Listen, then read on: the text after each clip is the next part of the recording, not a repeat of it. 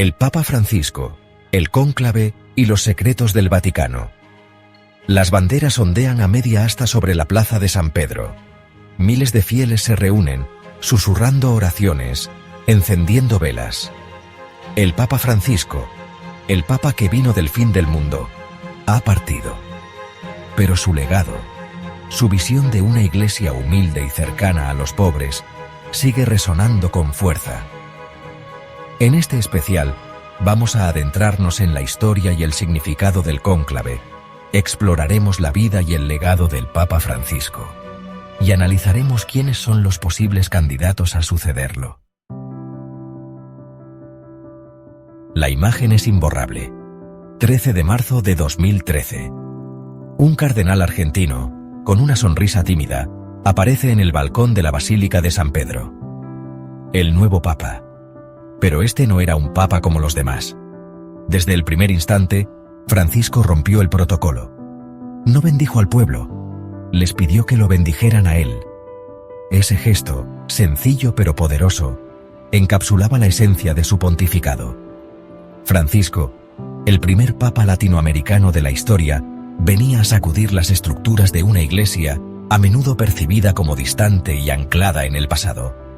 Nacido Jorge Mario Bergoglio en Buenos Aires, Argentina, su vida estuvo marcada por la sencillez y la cercanía con los más humildes. Conocía el rostro del sufrimiento, la realidad de los barrios obreros, la importancia del abrazo y la palabra cercana. Como arzobispo de Buenos Aires, elegía el transporte público, visitaba las villas miseria, compartía mate con los pobres. Y como Papa, nunca olvidó sus raíces. Rechazó la opulencia del Palacio Apostólico y eligió vivir en la modesta Casa Santa Marta. Insistió en una iglesia en salida, una iglesia con olor a oveja, que no le tuviera miedo a ensuciarse las manos en la realidad cotidiana de la gente. Francisco habló claro y fuerte contra la desigualdad, la pobreza, la destrucción del medio ambiente. Abrió las puertas del Vaticano a los refugiados, a los migrantes, a los marginados. Su voz, a veces incómoda para los poderosos, se alzó en defensa de los sin voz. Denunció la globalización de la indiferencia, la cultura del descarte, la tiranía del dinero.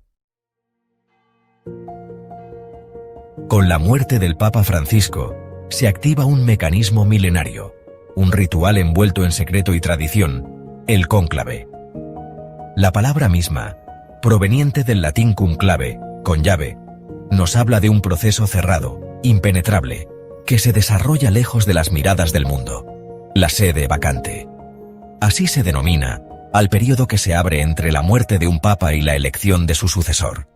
El gobierno de la Iglesia Católica, en este intervalo, recae en el camerlengo, una figura que actúa como una suerte de administrador temporal. Los cardenales electores, aquellos menores de 80 años, provenientes de todos los rincones del planeta, se convierten en los protagonistas de este cónclave. Son ellos, y solo ellos, quienes tienen la responsabilidad de elegir al nuevo líder de la Iglesia Católica, al vicario de Cristo en la tierra. Aislados del mundo exterior, en un silencio casi sepulcral, los cardenales se reúnen en la Capilla Sixtina, bajo la mirada imponente del juicio final de Miguel Ángel. Juran guardar secreto absoluto, desconectados de cualquier influencia externa. Las votaciones, secretas y anónimas, se suceden. Cada papeleta depositada en la urna, cada conteo minucioso, cada mirada cargada de expectación, nos acerca un poco más al desenlace. Y mientras tanto, el mundo espera. Humo blanco, habemus papam. Un nuevo papa ha sido elegido. Las especulaciones se disparan. En los pasillos del Vaticano, en las universidades pontificias, en las redacciones de los principales diarios del mundo, un nombre resuena con fuerza. ¿Quiénes son los papables? ¿Los candidatos con más posibilidades de suceder a Francisco? Pietro Parolin, el actual secretario de Estado del Vaticano, se perfila como un candidato de continuidad. Diplomático experimentado, con un profundo conocimiento de la curia romana, representa la línea institucional, la mano firme en tiempos de cambio.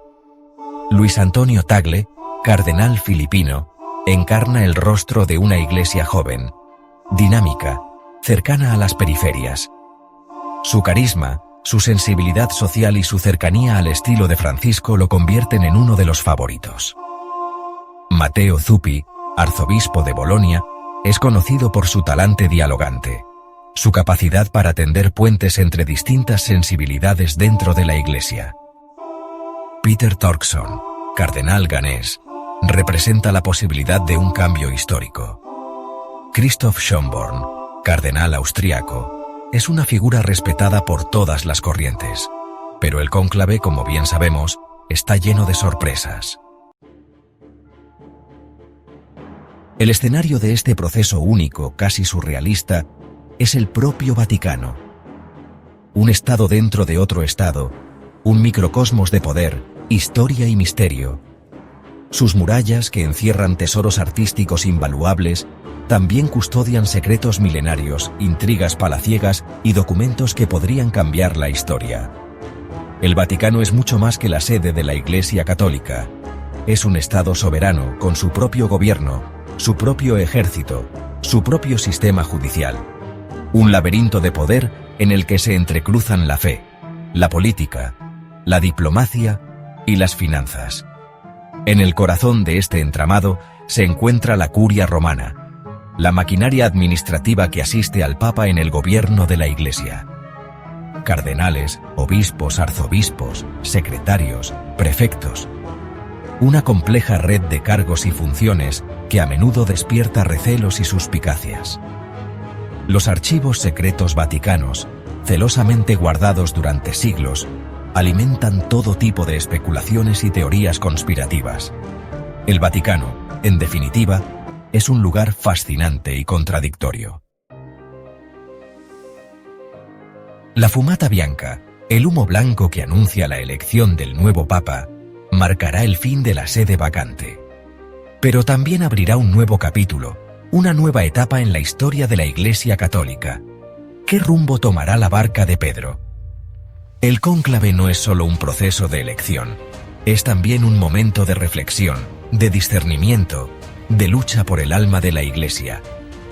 Se impondrá la línea continuista, la de aquellos que defienden el legado de Francisco y su apuesta por una Iglesia pobre, para los pobres, en salida hacia las periferias existenciales, o veremos un giro hacia posiciones más conservadoras. El nuevo Papa, sea quien sea, tendrá que enfrentarse a enormes desafíos.